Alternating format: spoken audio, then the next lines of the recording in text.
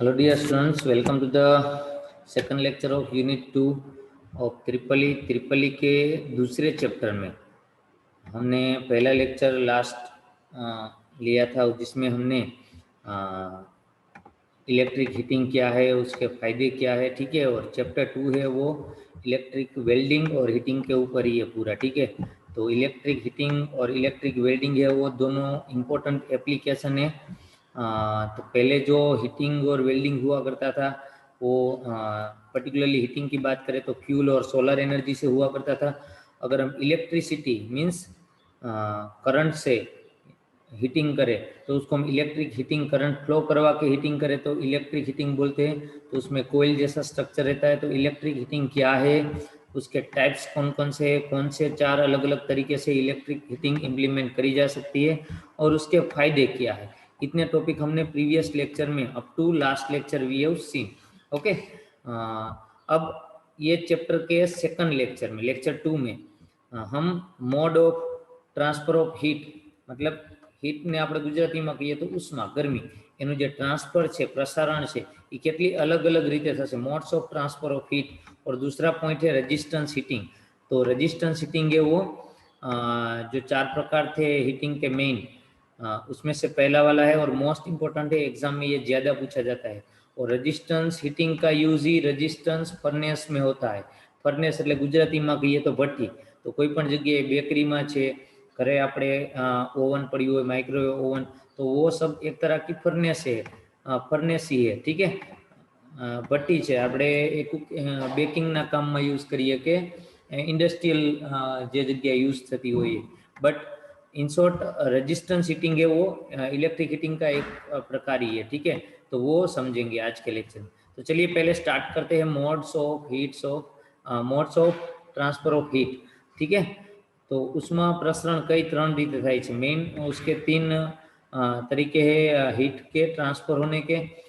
3 रास्ते हम ऐसा कह सकते हैं, 3 modes of transfer of heat, conduction, convection and radiation. तीनों के बारे में अच्छे से समझ लेंगे। देखो सबसे पहले कंडक्शन किसको बोलते हैं, मानो कि ये कोई लोहे का सरिया है, ठीक है। For an example this is iron rod, okay. और इसको कोई एक साइड से हम उसको क्या करते हैं, हीट अप्लाई करते हैं। Any one side we are applying heat, ठीक है। अब यहाँ पे हम हीट अप्लाई करते हैं कोई फ्लेम से, ठीक से। तो ये हीट है वो धीरे धीरे उसके एक एटम में से दूसरे एटम में तो ऐसे पास हो जाएगी, ठीक है। बिकॉज जो आयरन रोड है या कोई भी मेटल है वो that is good conductor of heat, वो good conductor of heat and also good conductor of electricity, वो मेटल की प्रॉपर्टी है। तो मेटल में जो हीट ट्रांसफर होती है वो कंडक्शन से ट्रांसफर होती है। अब इसको हम वर्ड में समझे तो देखो जो एक मॉलिक्यूल है सब्सटेंस का, उसको पहले वो हीट उसको मिलेगी, फिर वो जो हीट है वो उसके पास वाले एडजेसेंट मॉलिक्यूल मींस जो उसके बगल में जो उसके साथ में जो कंबाइन दूसरा मॉलिक्यूल है उसको हीट ट्रांसफर करेगा। और ये प्रोसेस कंटिन्यूसली चलती रहेगी। This process goes on until there is temperature difference between 2 ends और both ends will be equal, okay. तो जब तक ये जो टेम्परेचर है ये एंड के बीच में, सरिये के, लोहे के और ये एंड के बीच में जब तक टेम्परेचर डिफरेंस है, इस तरफ हीट हम देते रहेंगे, ठीक है, और इस तरफ हीट हम अप्लाई नहीं करते वो, तो तब तक वो हीट है वो ट्रांसफर होती रहेगी। जब तक सभी हम कह सके कि मॉलिक्यूल को इक्वल हीट डिस्ट्रीब्यूट नहीं हो जाती और पूरे सरिये में या तो पूरे रोड में इक्वल हीट डिस्ट्रीब्यूट नहीं हो जाती, तब तक कंडक्शन ज्यादा हीट से कम हीट वाला एरिया की तरफ वो कंडक्ट होती रहेगी। तो जैसे इलेक्ट्रिसिटी फ्लो होती है, कंडक्ट होती है, वैसे ही हीट कंडक्ट होती है एक मॉलिक्यूल में से दूसरे molecule, from one molecule two adjacent molecule, okay. तो इस तरह से जो हीट ट्रांसफर होती है उसको हम कंडक्शन बोलते हैं, ठीक है। तो ये बिल्कुल सिंपल है। तो नॉर्मल जो मेटल होती है, ठीक है, रोड्स होते हैं, सॉलिड सब्सटेंस में यहाँ पे एग्जांपल दिया गया है। तो जो सॉलिड सब्सटेंस होते हैं मेटल या आयरन रोड उस तरह के, उसमें कंडक्शन मेथड से हीट ट्रांसफर होती है। उसमें मोड ऑफ हीट ट्रांसफर कौन सा रहता है, कंडक्शन, ठीक है। अब चलिए दूसरा एग्जांपल, दूसरा मेथड कौन सा है हीट ट्रांसफर का, वो है कन्वेक्शन। अब देखो अच्छे से समझ लेना, कोई भी यहाँ पे कंडक्शन और कन्वेक्शन में क्या डिफरेंस है। ये जो कन्वेक्शन मोड से हीट ट्रांसफर होगी वो जनरली लिक्विड सब्सटेंस में होती है, जैसे कि वाटर है, दूध उबालने के लिए रखा है, ठीक है। तो लिक्विड जो रहता है उसमें जो हीट ट्रांसफर होगी वो कन्वेक्शन मेथड से होगी। किस तरह से समझ लो, ये मेथड में क्या होगा, एक मॉलिक्यूल जो सब्सटेंस का होगा उसको जैसे ही हीट मिलेगी वो अपनी जगह बदलेगा, it will change the place, okay, once it gets heated. जैसे ही कोई एक मॉलिक्यूल को हीट मिलती है वो अपनी जगह बदल देगा और दूसरा मॉलिक्यूल है वो उसकी जगह ले लेगा। मीन्स ठंडे और गर्म मॉलिक्यूल, मीन्स जिसको हीट मिली है वो मॉलिक्यूल और जिसको हीट नहीं मिली है वो मॉलिक्यूल, वो जगह बदलते रहेंगे और इस तरह से हीट ट्रांसफर होगी, ठीक है। जबकि यहाँ पे मेटल में क्या होता था, एक मॉलिक्यूल में से दूसरे मॉलिक्यूल में हीट ट्रांसफर होती थी, मॉलिक्यूल जगह नहीं बदलते थे क्योंकि वो मेटल है, ठीक है। जबकि लिक्विड में मॉलिक्यूल आसानी से जगह बदल सकते हैं, आसानी से जगह बदल सकते हैं लिक्विड में, इसलिए जो हीट जिसको मिली है वो मॉलिक्यूल जगह बदल देगा और दूसरा मॉलिक्यूल है वो उसकी जगह पे आ जाएगा। तो ऐसे हीट ट्रांसफर होगी और ज्यादातर लिक्विड में मिल्क हो या पानी हो, जब वो हम उबालते हैं या गर्म होता है तो उसमें इस तरह से हीट ट्रांसफर होती है, ठीक है।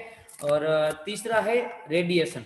तो इसका भी बेस्ट एग्जांपल है एक, आप इजीली इसको समझ सकते हो कि जैसे घर पे जो माइक्रोवेव ओवन होता है या ऐसी कोई भी फर्नेस होती है जिसका आप देखो तो उसका मीडियम जो है, जिसके अंदर वेसल के अंदर हमने खाना रखा होता है, we put food inside the vessel and then we put vessel inside the oven.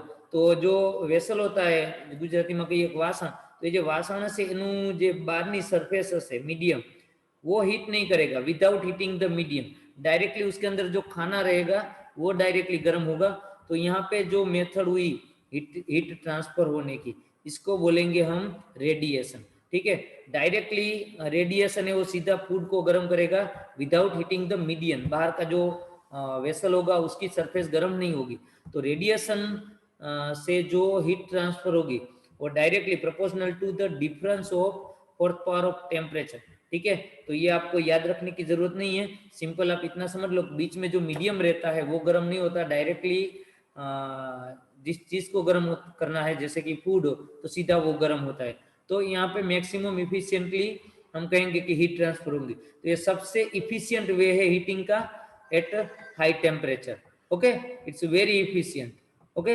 तो यहाँ पे आपको ये तीन मोड, कंडक्शन, कन्वेक्शन और रेडिएशन, जो हीट ट्रांसफर के तीन मोड है, ગુજરાતીમાં કહીએ તો ઉષ્મા પ્રસરણના ત્રણ અલગ અલગ રસ્તાઓ છે, બરાબર। તો એ તમને આઈ હોપ અહીંયા સમજમાં આવી ગયા હશે। આ लिक्विड मट, ये लिक्विड के लिए है कन्वेक्शन, कंडक्शन मेटल में होता है, मेटल को जब हम गर्म करते हो रेडिएशन, ठीक है। तो उसका बेस्ट एग्जांपल है ओवन में रखा हुआ फूड, तो डायरेक्टली जो फूड होता है सीधा वो गर्म होता है, ठीक है। जो ये वेसल होता है उसकी सरफेस गर्म नहीं होती, मीन्स बीच वाला मीडियम गर्म नहीं होता, डायरेक्ट रेडिएशन से सेंटर का फूड गर्म होता है, ठीक है। तो आई होप आपको ये तीनों मोड हीट ट्रांसफर के समझ में आ गए होंगे। और एक टॉपिक है जो हीटिंग के मेन 4 प्रकार थे, उसमें से पहला प्रकार है, पहला टाइप है रेजिस्टेंस हीटिंग, ठीक है। तो रेजिस्टेंस हीटिंग में इस तरह से एक हैवी कोइल बना दी जाती है और इसमें से करंट फ्लो करा जाता है। तो जूल्स हीटिंग लॉ के हिसाब से, अब देखो यहाँ पे ये हीटिंग एलिमेंट है, सर्किट में कुछ हम ऐसा दिखाएंगे, रेजिस्टिविटी या रेजिस्टेंस हाई होगा तो ऑटोमेटिकली इसके आसपास हीट जनरेट होगी, ठीक है। और जितना हाई करंट देंगे उसके हिसाब से इसके आसपास हीट ज़्यादा जनरेट होगी, तो उसके हिसाब से ये जो अंदर वेसल है उसमें जो भी मटेरियल होगा, लिक्विड होगा, वो गर्म होगा, ठीक है। तो जो नॉर्मल वाटर हीटर रहता है उसमें भी वही कंसेप्ट है, वो जो कोयल रहती है उसको हम पानी में डुबा देते हैं और वो कोयल के अंदर भी वायर्स होते हैं जिसमें से करंट फ्लो करने से वो पूरी कोयल है वो गर्म हो जाती है। कोयल में से डायरेक्टली करंट फ्लो नहीं करवाते, कोयल के अंदर भी और एक कोयल रहती है, ठीक है। तो आई होप आपको ये कॉन्सेप्ट समझ में आ गया होगा। इसको रेजिस्टेंस हीटिंग बोलते हैं। वर्किंग प्रिंसिपल तो मैंने अभी आपको समझा दिया कि करंट पास होगा कोई भी कंडक्टर में से तो रेजिस्टेंस उसका खुद का जो भी होगा वो करंट को फ्लो नहीं होने देगा, ओपोज करेगा, ठीक है। इसकी वजह से पावर लॉस होगा और वो पावर लॉस है वो कौन से फॉर्म में होगा, इन टर्म्स ऑफ हीट। तो वो जो पावर लॉस होगा वही हीट में कन्वर्ट हो जाएगा, ठीक है। तो ये हो गया working principle of resistance heating. ठीक है। और वो पावर लॉस को हम कैसे कैलकुलेट कर सकते हैं, we know that power is equal to V into I. अगर हम ये वी को रिप्लेस कर दे आई आर से, ठीक है, सिर्फ मैं ये वी को रिप्लेस कर रहा हूँ ये वाले पार्ट को, तो पास में तो v इंटू आई दूसरा आई ऑलरेडी है ही, तो इक्वेशन क्या हो जाएगा आई स्क्वायर आर। अभी मैं इसको फिर से क्लियर कर देता हूँ, ठीक है। तो v को अगर मैं रिप्लेस कर देता हूँ तो इक्वेशन हो जाएगा आई स्क्वायर आर, ठीक है, p इज इक्वल टू, अगर मैं i को रिप्लेस कर देता हूँ v अपॉन आर से, तो इक्वेशन हो जाएगा वी स्क्वायर अपॉन आर, ठीक है। तो p is equal to V I और v is equal to I R कर दिया, तो पावर लॉस का जो इक्वेशन हो जाएगा वो क्या हो जाएगा आई स्क्वायर इंटू आर। अगर I is equal to V upon I कर दिया, तो v अपॉन आर कर दिया, तो ऑलरेडी आगे v तो था ही, तो इक्वेशन क्या बन जाएगा वी स्क्वायर अपॉन आर, और अगर v को रिप्लेस करा तो आई स्क्वायर इंटू आर।